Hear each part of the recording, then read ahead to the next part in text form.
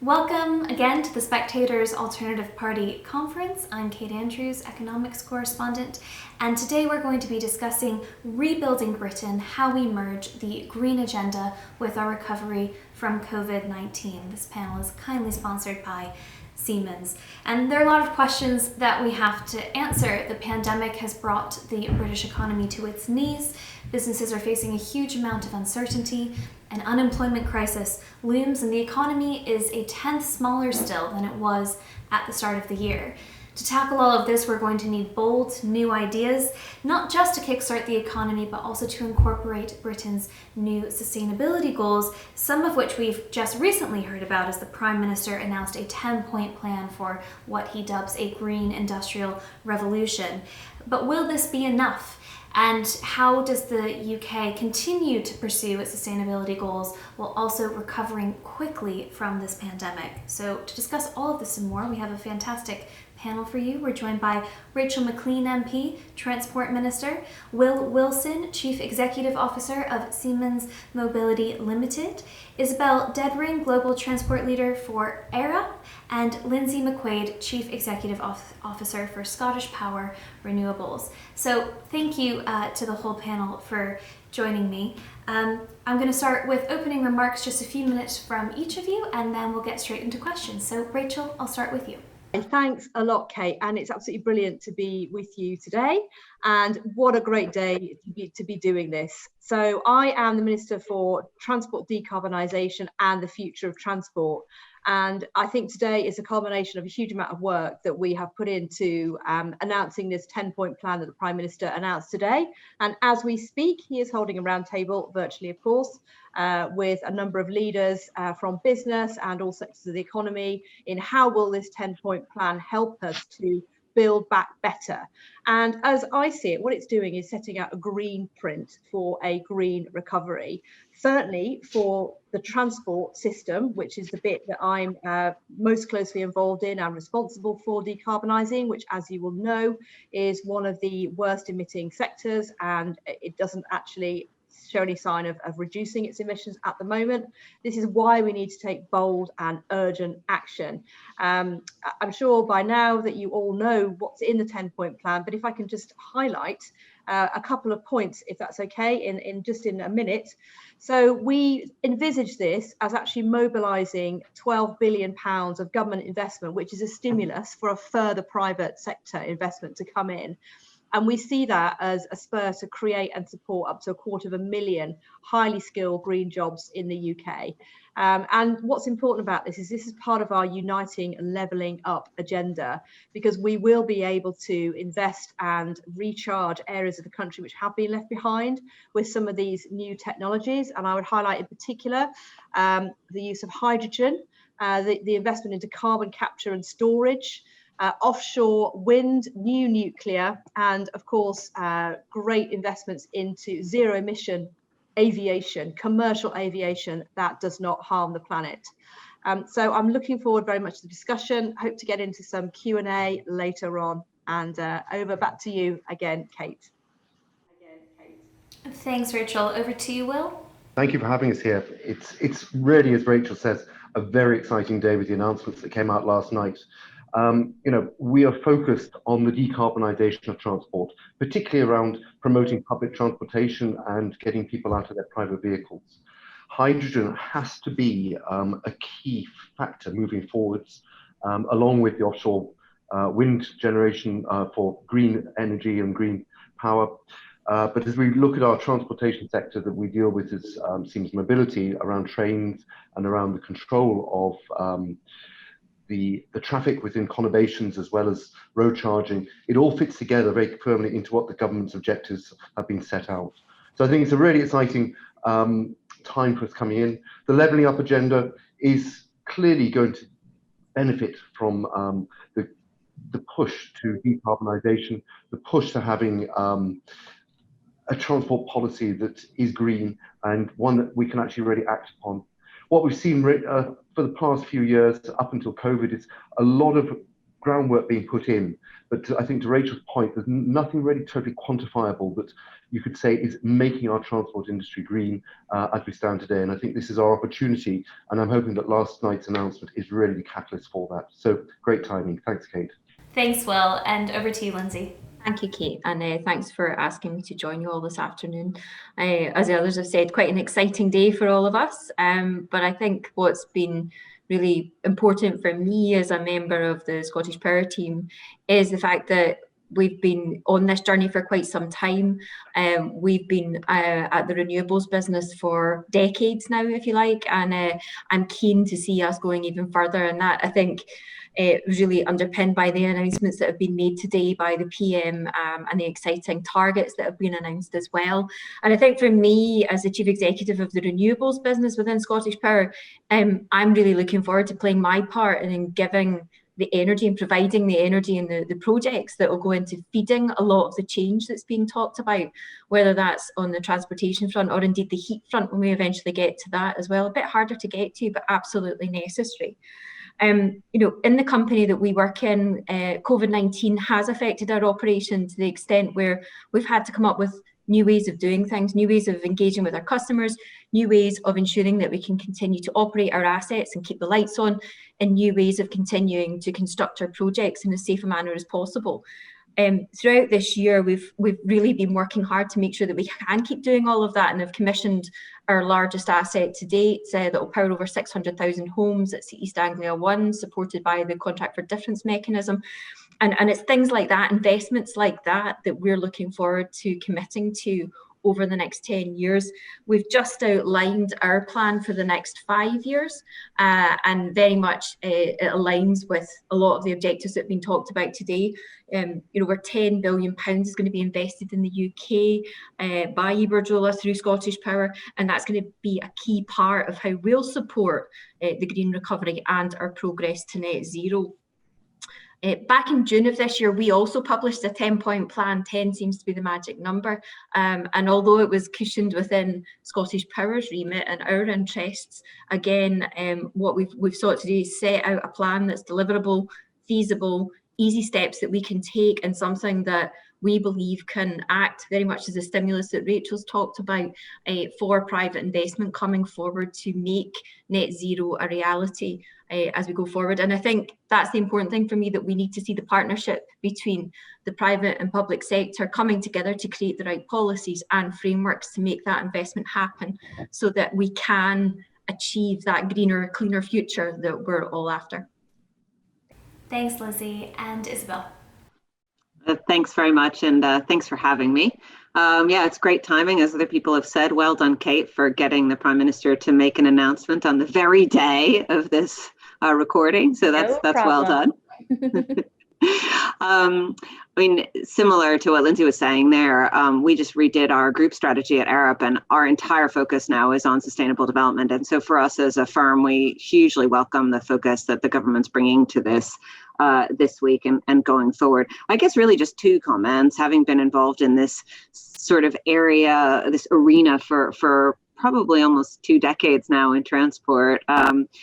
I think the first point is that we still haven't quite connected our industrial strategy and our policy. And I think that's an issue around the world. And this is the first time that I think we're starting to see that coming together. So we talk about green jobs, and then we talk about electric buses, but how do we actually bring cities as procurers, as policymakers, together with the creation of jobs all across the country in a much more purposeful and focused way? And so I think if you look at the challenge that you've set out for this discussion, that's something that we need to continue to bring ever more closely together. And the other point really is that we've got to move out of writing reports on things and into doing things at scale. And Lindsay, you were just talking about that there. I think as industry across the piece, but for the private sector in particular, it's up to us also to be very proactive and come forward to government with our ideas about how we can do that, including coming forward with new delivery models, because I think the old way of doing things is fine and we shouldn't stop doing that, but we want to augment that with new approaches to how we deliver, because for sure it's true that the old approaches haven't delivered change at the scale and pace that we want. to see. And that's not because the technologies aren't there in many cases. They are available. Many of them are affordable. And so it's the delivery mechanism and the how that needs to be our total focus, I think, across, public, private, all levels of government, and sort of, geographic scale. So we need to kind of not be reinventing the wheel. Let's leverage what we've done in this country, what other people have done. We've just done a big piece of work with New Zealand on hydrogen, a hydrogen plan for the whole country. In this country, for the last couple of years, we've been a bit like, hydrogen, really? Is it serious? So we need to kind of get ourselves like much more firmly into that spot. Today's announcement helps with that and kind of bring the creativity rather than on the should we have technology X or Y, bring all of our focus and creativity into the how and the mechanisms we're going to use to deliver large-scale rollout. Thanks so much, Isabel. Let's dive into this 10-point plan. Big news being reported this week about the government's strategy for what it calls a green industrial revolution. And Rachel, I'll come to you first. The Prime Minister has made some pretty big pledges to have enough offshore wind capacity by 2030 to power every home. £500 million for investment in hydrogen, £2.8 billion for investment in electric cars, creating charging points and the rest. The package adds up to being roughly £12 billion worth of spending commitments. But let's be honest, it still doesn't get us to net zero. And one of the major questions people are asking about this 10-point strategy is what in it could actually guarantee that what the government has put into law will come to fruition. So do you agree with the arguments that perhaps despite having 10 points, it still lacks in the UK's direction as to how we meet that target? What we're seeing here is a world-leading green print, as I said in my opening remarks, about how we are going to get to net zero, because you'll remember that we legislated for net zero. I think it was the year before last now, but at that point, it's right to say we didn't know how we were going to get there exactly, although we had some very clear visions that we all signed up to. We knew it would mean large-scale decarbonisation of our economy across all these hard to decarbonise areas and sectors. And since then, we have been working in a lot of detail across government to look at actually what are the mechanics by which this would happen. And you'll probably be aware that there is a sort of cross-government, very high-level group called the Climate Action Implementation Committee that is chaired by Alok Sharma that looks at the carbon budgets in detail and where we're at on them and what is the gap between where we are now and where we need to get to. And I accept that right now that trajectory is very challenging, specifically if you look further out. We look at this as a down payment on our carbon budgets. We know that there is a lot more work to do, but there is detail in this plan, and we will see more detail coming out on the back of the spending review, which is also happening at the moment, which will lock down the actual cash and the different projects and initiatives that will turn this into reality. And when that happens, there will be those discussions with ministers, including myself, other ministers across government. We will then be reaching out to the stakeholders, for example, the people on this call and many, many others, about what does that mean in your industry. And if I just take one example, for example, the electric vehicle side of things, which I know really well. I mean, we do know how many jobs we think this is going to create. We actually think this is going to create 169,000 jobs across the piece with all the work that we're doing in that. So there's a lot more work to do, but this is the start of a very, very ambitious, and I think it's a world-leading process. Isabel, you previously worked with the Prime Minister in City Hall, and you worked towards plans to lower carbon emissions in London, where I'm sitting now. You'll have had a good idea of what he was thinking when looking at this 10-point plan, when thinking ahead on the green agenda. Do you think that it's very well considered, or are you waiting to see more from, say, the Energy White Paper before you make up your mind? Comes back to the point about how we deliver. So if you think about, electric buses as an example, this isn't about paying for every single electric bus 100% government giving a handout, right? It's about how we use incentives, work together across different combined authorities, cities, geographies, and across public and private sector, and use the funding that is available from government to sort of help to catalyze change. We've seen that with electric vehicles. The reason that people are buying electric vehicles is partly because there's a subsidy from government, but also because they're attractive, cheaper to run, et cetera. So this isn't about government funding paying for all the technology. It's about government funding kind of being part of a jigsaw to catalyze change. And in that sense, I think, we're kind of on a good trajectory now. And I think it's really for all of us to sort of figure out how we use that. And we haven't figured that out yet, because if you look at the 4,000 electric bus announcement, how can we actually leverage relationships and procurement for bus fleets across the country to make the best use of that funding? We haven't quite figured that out yet. As a community, it's not anyone's fault. And so that's the kind of focus that I think we need to bring to bear. If we can do that right, I think we are very clearly on a good trajectory already. I want to have a wider discussion about the private sector's role in this, so we'll definitely come back to that topic. But first, Lindsay, something that's been noted is that the 10-point plan overlooks heat, how we heat our homes, and that is thought to be a big obstacle in our path to net zero. The fact that millions of homes, possibly tens of millions of homes in the UK, will have to overhaul how they're heated and bring in potentially quite expensive technology, or technology that isn't up to scratch just yet. We're going to have to convince and sway hearts and minds that that is the right thing to do. So what do you think that was intentionally overlooked in this 10-point plan? Do you think there's still some outstanding questions perhaps to be answered here?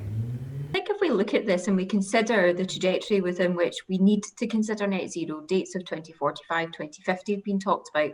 This is our first plan. This is the first in a number of plans and steps that the country is going to have to take to achieve those targets. And much as we did when we set out carbon budgets and carbon targets in the past, we have started with what we know, what's familiar. And that's the reason that we've got the proportion of renewable generation that we have on the bars today. We need to do more of that. We're now going to the next sector, which is around transportation. And that's, if you like, the next easy bit, except it's not going to be all that easy. And there is going to be challenge in there for sure, just as there was for offshore wind. I mean, I still remember sitting in meetings and it being taught that we're going to get to £100 a megawatt hour and the sharp intake of breath that would then follow. We're miles past that now. We've done that. Tick in the box, move on. Innovation is always happening in our sector. And I can see that happening. So you're talking about cost points, you're talking about, what's still in the technology gambit to be proven and explored. That we don't have all the answers today. None of us have got all the answers today. And nobody's got that magic crystal ball. But it doesn't mean that we stop. It doesn't mean that we sit and we wait for that to happen and we have to wait until we've got all the answers there. We need to keep going with what we know, keep going with what we know can be deployed, keep tapping into that private investment, keep creating those mechanisms to bring that investment forward, keep moving on that trajectory, and the heat will follow, absolutely. And whether, clearly there's options around electrification of heat as well. There will be change. But all of this journey has been a change. If you change the public awareness and consciousness as to where their electricity sources are now, you speak to them, and I laugh and say the best advert I have is that my technology is highly visible. Wind farms are seen. People understand where generation comes from. Kids understand where generation comes from. I don't think I had a grasp of where electricity came from when I was, age 5. It's the best advert we have. People now care about where their electricity comes from, and they're going to care very quickly about what fuel is powering their car. And very soon thereafter, we will care about what fuel is heating their home. It's a journey that we're all on. We don't have to have all the answers and everything in place by 2030, but we will, I have no doubt, between now and then, have a much clearer idea about what the heat issue is going to be and what the scale of the issue is and what technologies are going to help solve that issue. Will, offshore wind has been a huge success story here in the UK, but in this process we know that some technologies and innovations will succeed and others will fail. Are we being honest enough about the difficult choices that are ahead of us when it comes to decarbonisation? The idea of decarbonising the economy is a huge one, and one that is going to require some sacrifice.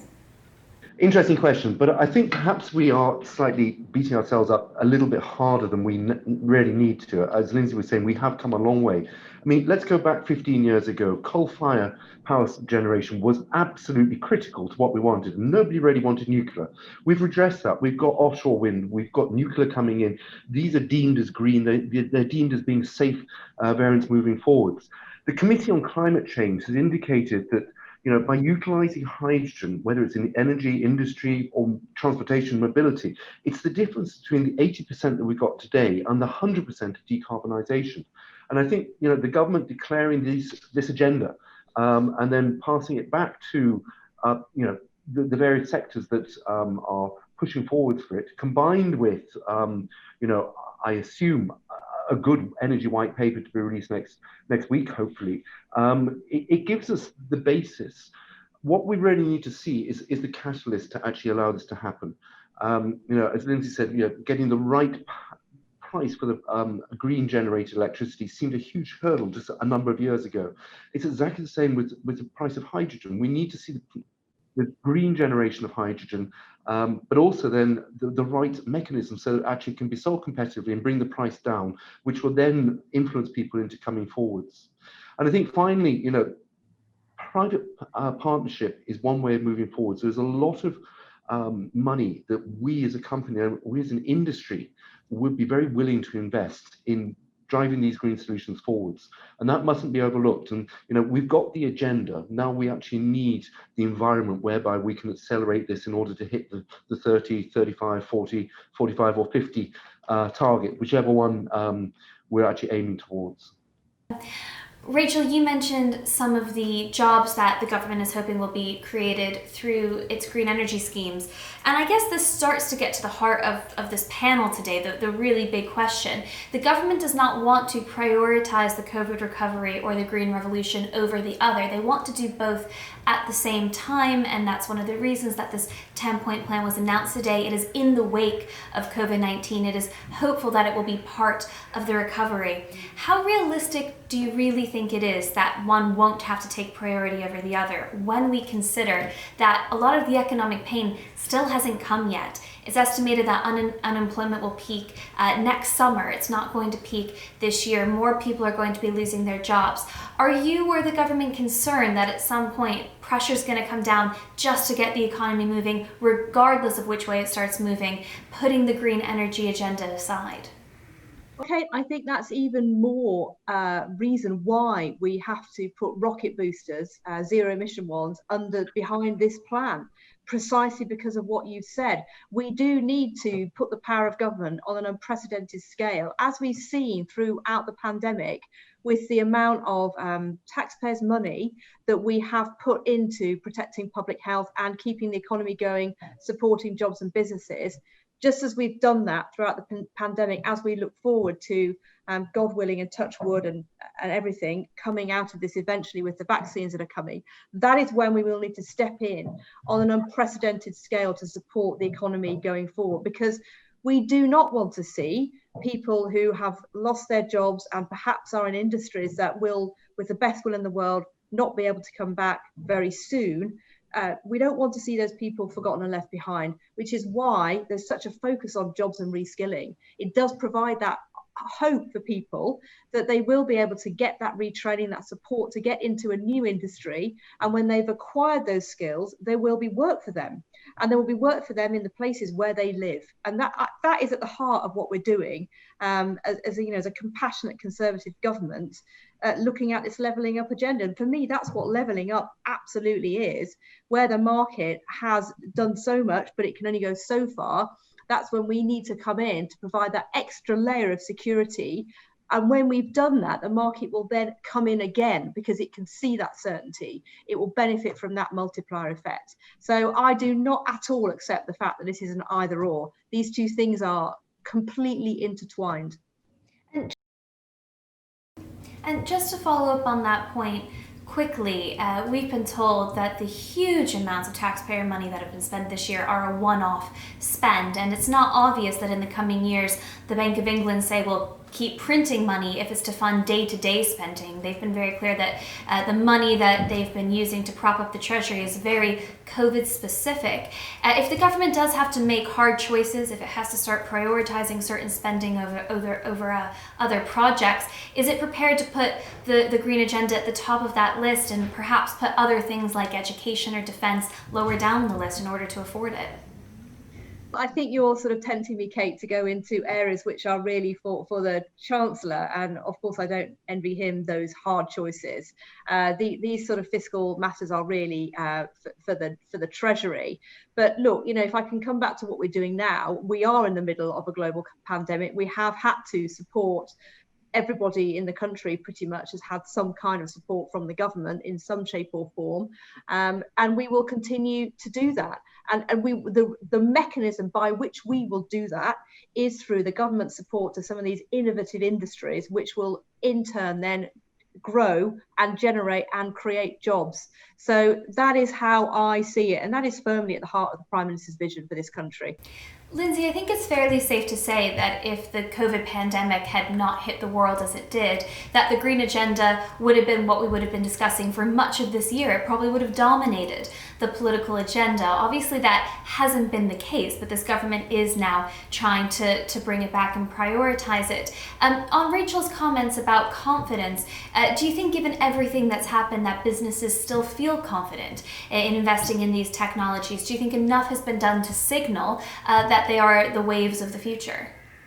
From my perspective, COVID-19 has been something that this time last year none of us could have reasonably foreseen, and we've all taken huge strides to ensure, certainly within the energy sector, that we can continue to provide service to our customers, continue to generate, continue to provide reliable power connections through our grid systems, etc. But I think the one thing that it really has allowed is a period of reflection almost as well, to say, if we're going to come out of this, we need to come out of it in the right way. And so the Build Back Better, phrase and everything else that we've been talking about is absolutely the path that we should be on. We would have been in the midst of COP26 right now had this not happened. Hopefully, all going well, we'll be back here in 2021 having those further discussions. But having had that pause, and in terms of confidence, my business hasn't stopped, and I'm aware that the global business that I'm part of hasn't stopped either. So I think in terms of appetite and desire to move on, we're continuing to move in that way. We've announced acquisitions scattered throughout the globe and offshore. We've announced acquisitions and onshore. Pretty much in almost every continent, we've talked about our scale of ambition and our drive for clean energy across the globe. And I think that is going to continue.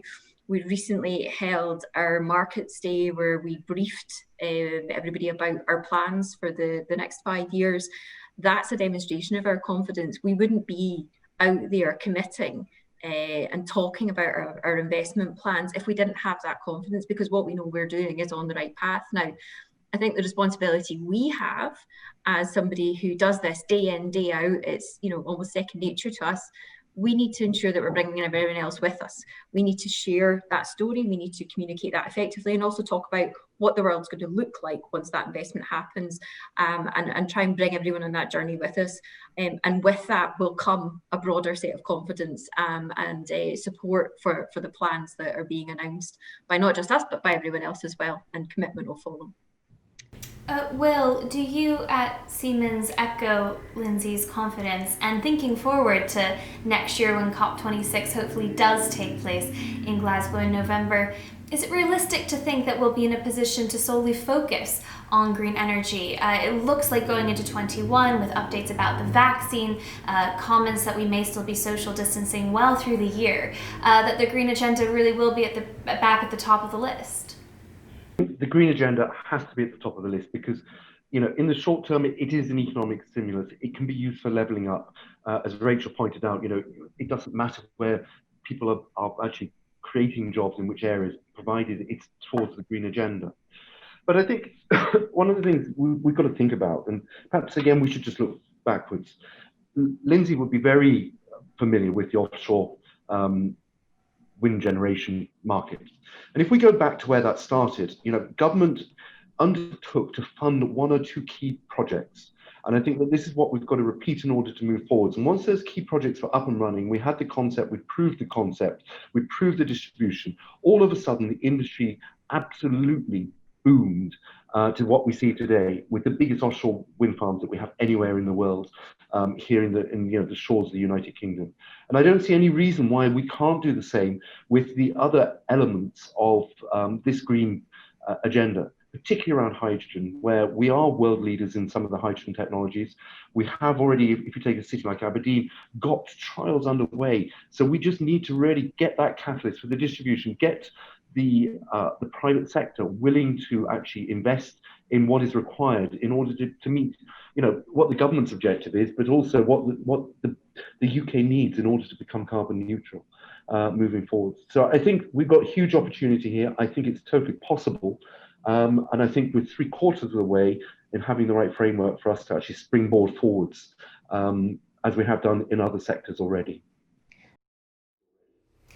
Isabel, you previously worked with the Prime Minister in City Hall. You work towards lowering carbon output in London. You'll have an idea of how the Prime Minister was thinking when putting forward this 10-point plan. How well considered do you think the plan is, or are you waiting to make that decision until you see a more comprehensive white paper that's actually supposed to lay out a broad pathway to 2050? Waiting to see anything. I think I just kind of want to side with Lindsay on the point about, you just can't live your life like that. And especially if you're trying to make change and make new things happen, you've got to just continue moving down the road. And it is a serious point, because I think there is often this sort of, I'll wait to see the 200-page plan and then I'll decide what I'm going to do. And unless we're all kind of moving forward, then nothing's going to happen. And no 200-page plan is going to solve that anyway. So we've all got an obligation to continue to play a really proactive role in moving these things forward. I mean, I think our experience in London was, it's good to have some really blue sky, creative thinking and challenge things. And I think hydrogen is a great example where, I was certainly in the transport industry 5-6 years ago, hydrogen was kind of like never going to be affordable, never going to be a serious thing. There were always those few people who were championing it, and everyone would sort of roll their eyes and go, oh, there they go again. And that's moved along massively. I think we all recognize what some of the challenges are with hydrogen, but everyone's starting to say, oh, hang on. And especially if we think across sector, rather than thinking, transport should do this and energy is going to do that. But if we can have a kind of multi-sectoral response to it, I think we can come up with some really brilliant, and we're involved in various schemes around this country and also around the world that are starting to bring those new approaches that William was talking about earlier in. So it's having that kind of boldness and the creativity, and then it's also just about like grinding out, the scaling up of what we already have, and that was something that we did with hybrid buses. We brought in the electric buses. Look at what's happened with the cycle lanes. That was all like new infrastructure that we brought in. So there is something about just rolling out what you already have, and certainly that was the 8 years that I worked with Boris at City Hall. We did a lot of that work in the transport sector for sure. Well, let's stick on transport, Rachel. And Isabel makes a few interesting points there, including the fact that technology that a few years back people would have said that's pie in the sky thinking has actually come online, and that's very often because private companies, they pour investment into this technology, they really push forward with it, and something comes through. You have those breakthrough moments. So in transport specifically, but also if you can speak a bit more broadly to the UK in the coming years, what should that relationship between the public sector and the private sector look like? Not simply in terms of developing these technologies, but also potentially paying for them. Because at the end of the day, if the taxpayer has to foot the whole bill, that's going to be extremely expensive. You're going to need to see private companies investing, as they have been doing as well. Absolutely. I think it's a really interesting piece of work that we do in government. So most of the people on the call will know that we have regular dialogue with stakeholders across, I hate that word, but it's just the word that we use, people who run businesses basically, or who've got interest in policy. So I spend a lot of time talking to Isabel and other people about what they think the government should be doing, where should the government be putting its support and backing and taxpayers' money, and where is the private sector best placed to come in. And from those discussions, which are very granular, we will then formulate policy, and that's when we will start to assemble that into, if you like, an ask to go to Treasury and say, this is where we think, this is a business case effectively, if we, and this is what industry has told us, if we invest X amount into hydrogen, let's take that as an example, that will then stimulate the academic research to be done. It will stimulate those business cases of those other investors to come in. So that work's happening all the time, and it is really important that we always consider where is government best placed to spend that precious resource.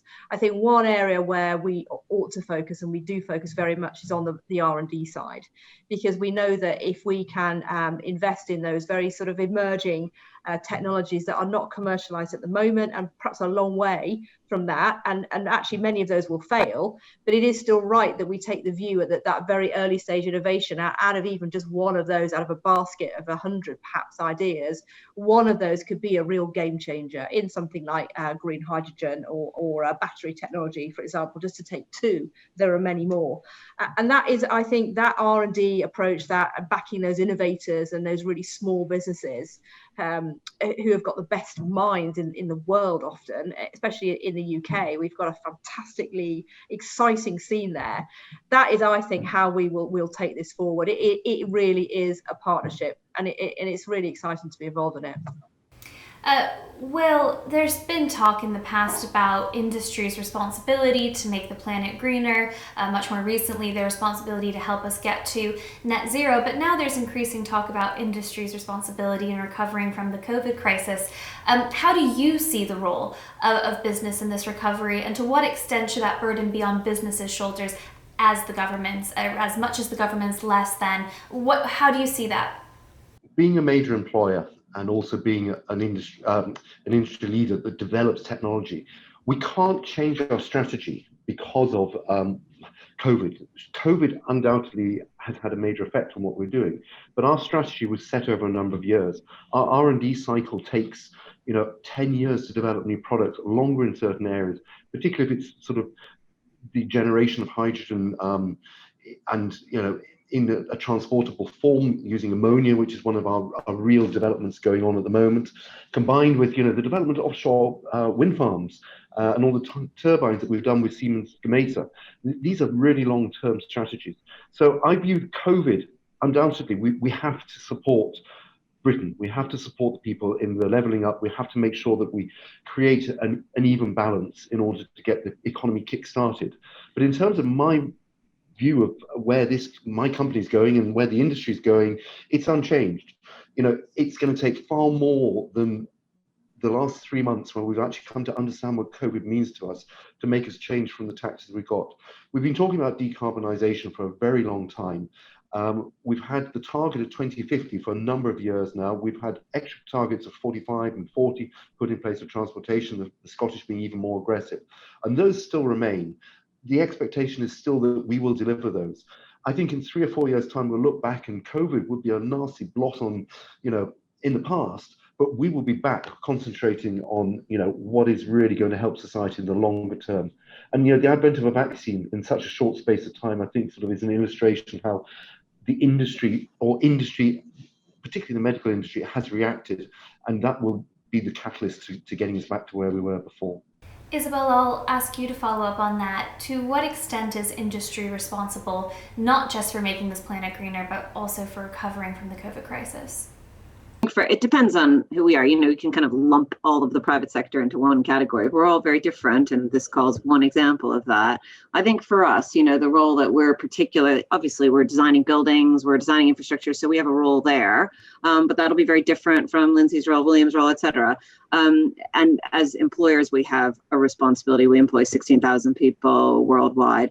But I think where I'm increasingly seeing our role as a sort of engineering consultancy is as integrators and bringing people together. So how can we kind of create projects and partnerships and bring those forward to government is a really exciting place because we're operating across and between a lot of different entities. And sometimes we don't have a particular vested interest in either direction. We're just kind of interested in pulling the parties together. So I think there's more and more need for that as we move forward. The other thing I was just going to say was I think, we don't want to set up COVID always, not that you're doing this, but, as a kind of competing with the green agenda. Certainly in transport, there's some really interesting ways in which COVID is actually accelerating some trends that pre-existed COVID. So in the urban transit arena, we already were seeing a major cannibalization of public transport revenue because of the rise of active travel and the rise of other providers, whether that's e-scooters, whether that's Uber, and therefore the kind of traditional public transport model, which is all designed to, help our cities function greenly and get people out of their cars, was creaking under those pressures. Now COVID has sort of, collapsed the whole thing temporarily, but there's an opportunity, therefore, to rebuild the urban transport business model and revenue model in quite a different, creative way. And, saw the Chancellor talking about national road pricing the other day. These are the kinds of conversations that maybe we wouldn't be having if it weren't for COVID leading us to really question a lot of things about things that we kind of didn't want to talk about before, and now we kind of have to talk about them. They're forced out into the open. So I do think there's a real opportunity to actually use the COVID crisis, however difficult and frustrating and awful it's been for all of us, to catalyze some change that's going to be really positive, certainly in my industry and others as well. I want to come to Lindsay on the investment climate, but very quickly, Isabel, your comments have prompted a question for Rachel, I think, because as Isabel notes, a lot has changed since the COVID crisis, and a vaccine may take us back to normal in many ways, but certain trends like working from home are probably here to stay for a lot of companies anyway. The Prime Minister makes a lot about investment and infrastructure and what he wants to build up, but it may well be the case that post-COVID, not all of that is needed. Do you think in transport more widely, the government is ready to change its manifesto commitments, where the policies that it thought it would bring in pre-COVID, now seeing where the demand really is? And perhaps that means that actually they move away from infrastructure and more into other kinds of green energy technology. But again, difficult decisions that the government's going to have to make in the next few months and years. Absolutely, and I think this is a live discussion, isn't it, with all of us, including people on the panel. I mean, look, a lot of the infrastructure that we have, we're actually elected on in our manifesto. I would point to a couple of things, and we are delivering on that. For example, HS2 is controversial, but we took a decision on that, and actually industries broadly welcome that. And these are big projects that we have been talking about for many, many years. And the view was, let's take this decision and let's build this, because it is essential for uniting our country and connecting some of these places that are further away, and also for modernising our entire public transport system. And again, with roads as well, we are putting a lot of investment into roads, because yes, things will change, but we need to make the roads that we've already got much better. And that's what the road building program is about. And again, these things are often with these really seismic changes. You think that it's going to happen overnight, and it doesn't happen overnight. It's a gradual evolution. We'll look back in 10 or 20 years' time, and we'll see a huge change. But on a sort of day-by-day basis, things will sort of look quite similar, I think, in many ways. Yes, we have people working from home, but anyone that's walked around London in this latest lockdown will see there are a lot of people still having to work. They are still physically having to go to places to deliver services that can't be delivered remotely. So upgrading what we've got, making sure it's efficient, it's new, it works, it's built in a carbon neutral way, utilising modern technologies to build it in a much faster way and not get bogged down. This is really, really important for our agenda, and it's something that we're absolutely focused on in the Department for Transport. Lindsay, to come back to you, do you think the climate is right now for investing in green technology and green solutions? Are the priorities right? Are the incentives right? Has the government got this right? And is any of that in the 10-point plan today, or do you expect to see more in the coming weeks when perhaps we get a white paper? I'm hoping that there'll be a little more meat when we see the white paper, and I know that there are a number of other consultations and processes running right now. I've mentioned allocation round 4. This will be the 4th time that the CFD auction process will take place next year. So again, a really positive signal coming out of government that they're committing to support and create that and sustain that framework. I guess what's particularly pleasing for me is that the first time since at CFD allocation round 1, we're going to actually have a pot for established technologies coming back as well, which makes sense to me because onshore wind and solar are also very cheap, cost-effective technologies to be deploying to help us along that green recovery process, help us achieve net zero. And right now, as the position has been made earlier, it's not about one versus the other. We need it all. We need to be doing things in parallel, and we can't slow down that investment. So where we've got technologies that work, we should be deploying them in anger today and creating the investment models and frameworks that will bring them on. I think the other important thing for me is that contract for difference mechanism, that contract and the auction style is now proven, it's established, it's been copied by other jurisdictions, and that's the sincerest form of flattery that you can have. It's got the confidence of investors. People like it and they will invest on it, despite the fact that the results of that first auction have seen prices tumbling. And again, that's a reflection of the innovation, the efficiency that's been driven into those processes, and the opportunity that's there as well. The competition has really resulted in a benefit for consumers and businesses across the land that will then benefit for the knock-on and cheaper energy costs going through. I think where there is more challenge and where there's clearly processes ongoing just now is around investing in the infrastructure and the network that will connect all that green generation. That's more of a challenge right now, and clearly there's processes ongoing. I think there's a need to ensure that the regulatory framework keeps a pace with the aspiration with regard to green recovery and net zero. Again, we shouldn't be looking backwards. We have to be more progressive, we have to be forward looking, we have to ensure that, for example, the right mechanisms are there to ensure that when somebody does go out and purchase their first electric vehicle, or indeed hire an electric vehicle, that they have got ready access to a charge point in the vicinity of where they live or where they intend to use that vehicle. And indeed, when we're starting to look at heavy haulage or larger scale transportation, or transportation into more rural areas of the country, that they will have access to the necessary hydrogen equipment that they need to make sure that their fleet can run. We need to make sure that all of that is there in advance. There's a bit of future-proofing requirement got to be going on, and we have to go with those technologies that we know and are proven. So my view is we almost have the toolkit that we need. We just need to make sure that we're using it properly. The opportunity is there, and investment will come. I think the challenges are around making sure that we don't see that investment trickle off into other international markets. The UK currently does have a lead position when it comes to investing in green energy. We should all want to maintain that. It's a great market to be in. The renewable sector is a great sector to work in. And I fully agree with everything that's been said about the opportunity around green jobs, green infrastructure, and the opportunity that presents to the country coming out of this crisis. And it's not an either or, we just need to get on with it.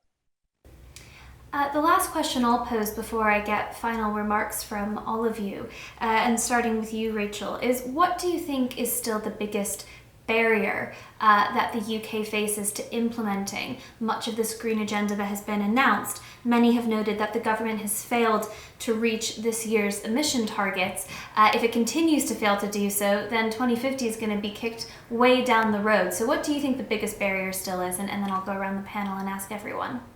I just think there are many barriers, frankly, aren't there, with the change of this nature. And I think probably one of the challenges, as with any area of government policy where there is a big change, it will be public attitudes, and it will be taking the public with us.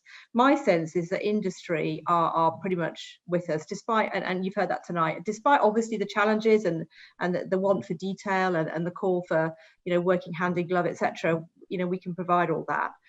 I think that the challenge will be for members of the public, because there is a sense sometimes that this is a binary choice between sort of, possibly dare I say it, there may be a perception out there that this is going to make their lives difficult or more expensive, and I think our job in government is to say no, it's not. because we are expecting economies of scale and all these things. We're expecting the market to really come in. We talked about offshore wind earlier, and how at the time it was seen as preposterous that any of that would deliver. And I think at the outset of some of these policies, they will look very, very ambitious and stretching and challenging, and people will naturally be skeptical that the government can deliver it, or will have enough charge points, all these details. And I think that will be really where our challenge is, to make sure that we've got a coordinated plan that we can present to the public, to answer all those sort of common sense questions. I mean, when I go out into my constituency at the weekend, obviously in a socially distanced way, for an essential reason, those are the sorts of things that people will say to me. Well, I can't afford an electric car, or I haven't got a charger, or what about when I drive to Scotland? I think those will be the nitty gritty of it, and that's obviously what we need to do as ministers. I think that will be what we'll have to wrestle with. Will, what do you think the biggest barrier is? I think that I'm greatly in agreement with what Rachel just said. Public attitude, and actually the shift from the current ways of travel to the future ways of travel. There's going to be, I think, huge resistance to the withdrawal of petrol and diesel combustion engines in 10 years or less than 10 years time, 2030. But that again is another catalyst that will move in. But I think that the other barrier is what I've mentioned already. It's about having the right framework, so that we as private industry, whether it's Isabel's side of things or my side of things, or indeed wherever it is, have the right mechanism in order to be able to invest, to move things forwards, take down the barriers of bureaucracy that we sometimes still see in trying to introduce new technologies and move forwards. And I think we can learn so much from what's happened in the power generation market and the renewables in such a short term, over the last 5 years. That's where we have to start and pick up some of those models, working with government to bring them into the transportation. Whether it's around, charging of cars, or introduction of e-highways, or indeed something very close to my heart, the production of hydrogen trains here in England, in the north of England, which assists with levelling up. Thanks, Will. Lindsay? Well, I mean, this isn't a problem that's unique to the UK, right? I think nobody's really cracked this around the world, but hopefully that's changing. My feeling is that the public temperature on this is changing, even in the last 12 to 18 months. And I guess, Rachel will know much more about this than I do, but my limited experience of politics is that if you don't have a burning platform and pressure, things don't happen. The end. So I worked under Ken's administration in City Hall, or at TfL, and we were trying to do loads of stuff because he was really passionate about climate change, and there just wasn't that appetite and pressure from the public. And then the air quality thing came up the agenda massively, very effective lobbying within the city, and we rebadged a lot of what we wanted to do under the climate change agenda into air quality under Boris's administration, because that was where the political heat was. And that was why we were able to achieve, a host of things that we weren't able to achieve previously. It wasn't, any magic thing. So I guess, maybe we need to be open-minded to what that pressure point is and what that burning platform is. And it isn't always what we think it is or think it's going to be. And so what can we tap into where there's some really natural momentum, just echoing what William and Rachel said there. And the other thing I would say, I'm not sure, this might come across as slightly weird, but if you look at the last year, we've seen a lot of activism as well, Black Lives Matter, et cetera. I think in our professional lives, we sometimes think of ourselves as somehow, we're waiting for somebody to tell us to do something. Why can't we bring that activism and that public pressure into our own professional lives and be a bit more, proactive, brave, energetic? I don't see enough of that in my now I'm middle-aged. I feel like, we're all being a little bit passive, and maybe we need to kind of bring a little bit more energy and enthusiasm ourselves and a bit more burning platform into our professional lives as well. And Lindsay? So I would agree with a number of things everyone else has said in the panel today, and I do think that there's a degree about public perception and indeed misconceptions that continue to reign. And I think my job and others in our sector as well is to continue to myth bust and have these misconceptions put back in their place. We're doing really exciting things with Wind Generation. We've had a global first within the last 6 weeks that we've black started. We've re-energized the grid from wind, and that's again something that a short number of years ago naysayers would have said would never ever happen. it's not so much the thing I want to talk about is not so much a barrier as potentially an opportunity. What I think I'm most excited about is that energy is going to get personal in the next 10 years. It's going to affect people's homes much more directly. It's going to affect how they choose to travel much more directly. And that to me is an opportunity, because it means people are actually going to care about what's going on. When it was just decarbonisation of the electricity sector, they can't tell what colour the electrons are that they're using to, power their kettle, charge their phone, whatever. Nobody really bothers. They were passive. Now they're going to care. And I think that is an equal amount an opportunity as it is a barrier. And I think that everyone in this call and the wider sector should embrace that. And we really have a responsibility to help consumers along that journey, help the electorate along that journey, and take them with it. So that, there are people who, this is day in, day out what we do. But trying to explain that to everybody else about the benefits that that's going to have is also the biggest opportunity that we can all have as well. Thanks, Lindsay. And Isabel? Thanks very much, Kate, and thanks again for organizing this. It's been great to hear everyone's views. I mean, I'm not sure how much there is to add. I guess I'd just pick up the point that you mentioned earlier about, use the word sacrifices. There's sort of this fear that we have to make sacrifices to deliver a green economy, green jobs, green outcomes. And I think we're too afraid of that. And therefore we're quite tentative in approaching some of these issues. Whereas if you kind of thought about, the benefits that people are going to get and build it around, what is the user experience I'm trying to deliver? Lindsay was talking about that earlier. And how do we kind of almost work backwards from that?